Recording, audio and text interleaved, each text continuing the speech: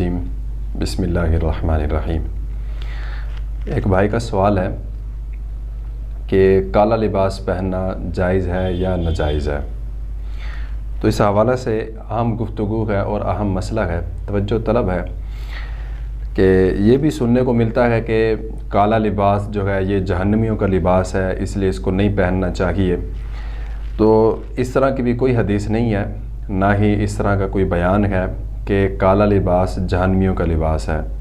جہنمیوں کو آگ کا لباس پہنایا جائے گا، کالا لباس کسی بھی حدیث میں نہیں پڑھنے کو ملتا۔ اور دوسرا یہ کہ آقا کریم علیہ الصلاۃ والسلام فاتح مکہ جب بن کر مکہ شریف میں داخل ہوئے تو آپ نے کالے رنگ کا امامہ شریف زیب سر فرمایا ہوا تھا۔ تو مطلب کہ کالا کپڑا پہننا یہ جائز ہے، مناسب ہے، آپ اس کو پہن سکتے ہیں، لیکن ایک احتیاط ہے، وہ یہ کہ محرم کے دنوں میں کالا کپڑا پہننے سے گریز کرنا چاہیے، کیونکہ محرم کے دنوں میں دوسرے احباب کالے کپڑے کو اکثر پہنتے ہیں، اور حدیث مبارکہ ہے کہ من تشبہ بقوم فہو منہم، اگر کوئی کسی سے مشابہت اختیار کرتا ہے تو وہ اسی میں سے ہو جاتا ہے۔ تو محرم کے دنوں میں اس کو پہننے سے گریز کرنا چاہیے، عام دنوں میں آپ کالا کپڑا جو ہے وہ پہن سکتے ہیں، کوئی ممانعت نہیں ہے۔